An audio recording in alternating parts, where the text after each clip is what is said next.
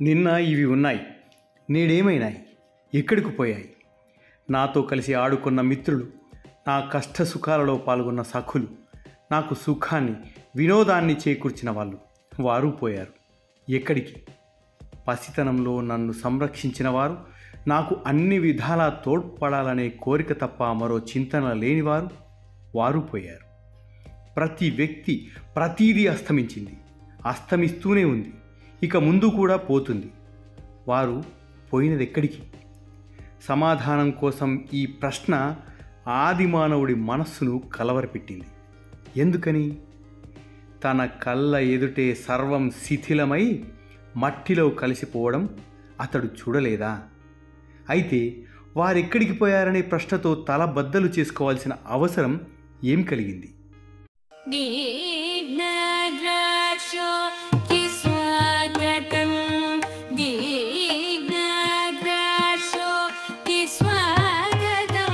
ఆది మానవుడికి ప్రతి వస్తువు సజీవమే అనే సంగతిని ముందుగా మనం గమనించాలి. మృత్యు అంటే శూన్యమైపోవటమే అని చెబితే అతడికి అర్థం కాదు. జనం అతడి వద్దకు వస్తూ ఉంటారు, తిరిగి పోతూ ఉంటారు, మరలా వస్తూ ఉంటారు, ఒక్కొక్కప్పుడు పోతే తిరిగి రారు.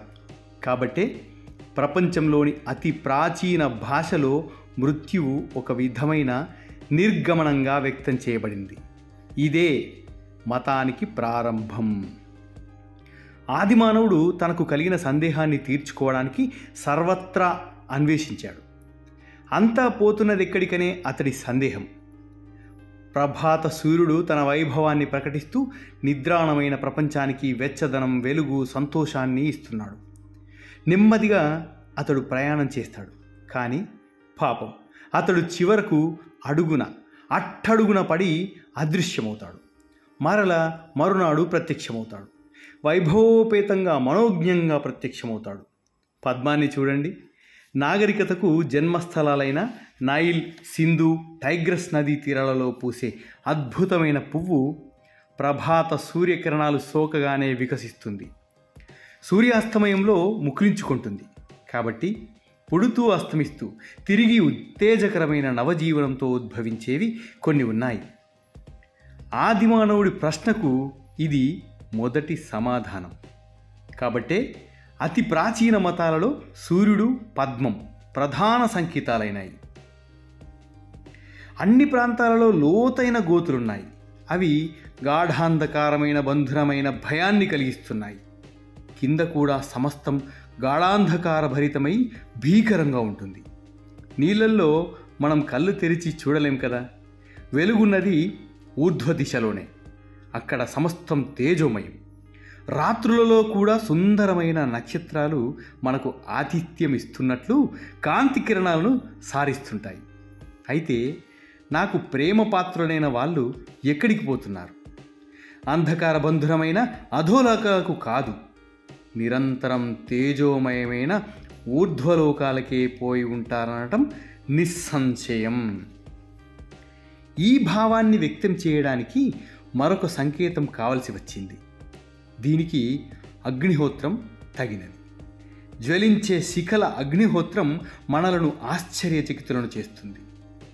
ముహూర్తకాలంలో కీకారణ్యాన్ని అది భస్మం చేయగలదు.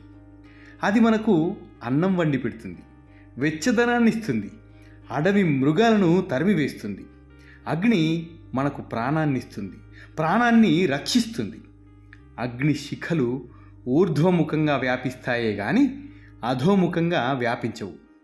గతించిన వారిని అగ్ని ఊర్ధ్వలోకాలకు, జ్యోతిర్మండలాలకు కొనిపోతుంది.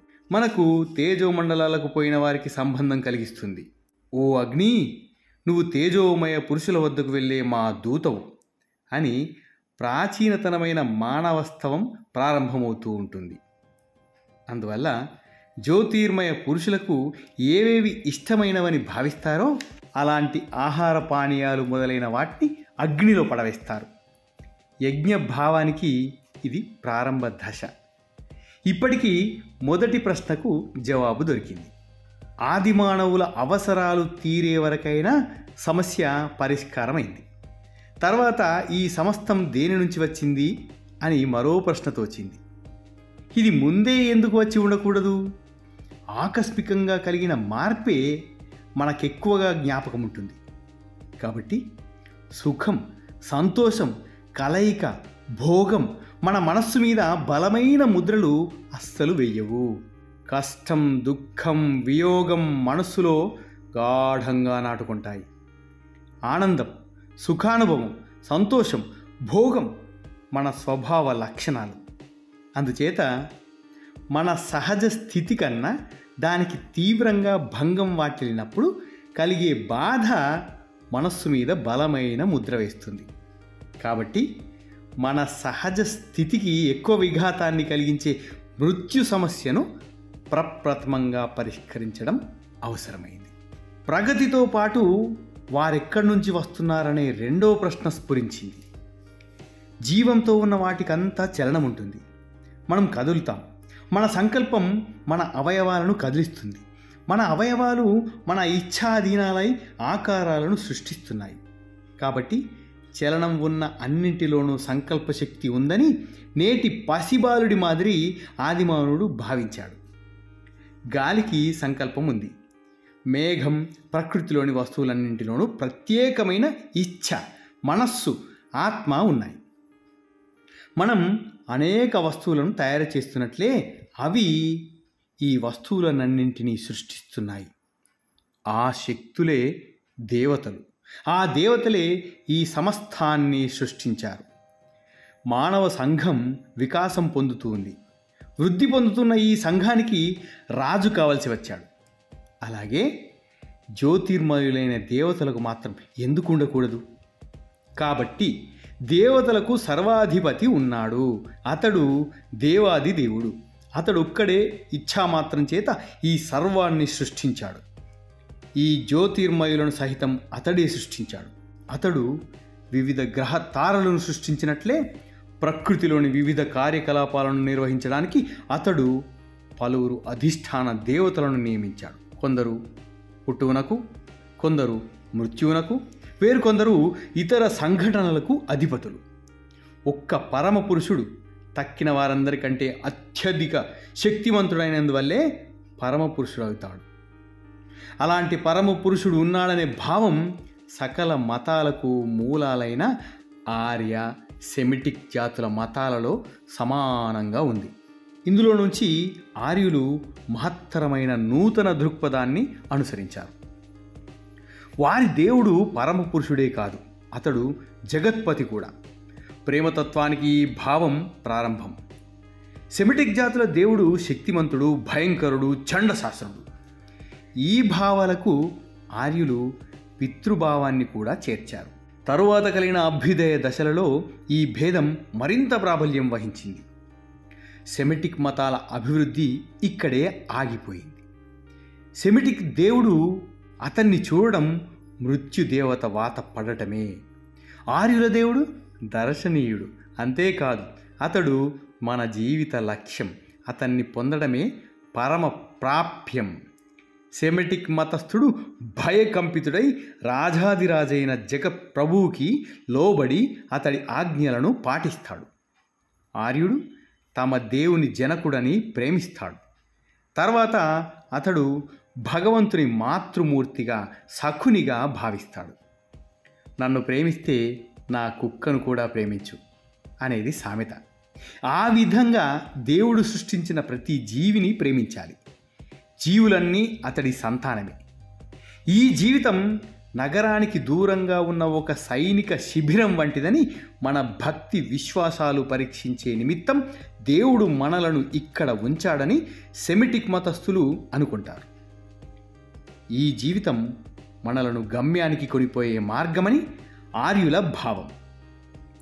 మన విధిని సక్రమంగా నిర్వహిస్తే స్వర్గంలో మనకు నిత్యానంద ధామం లభిస్తుందని సెమిటిక్ మతం భావిస్తుంది.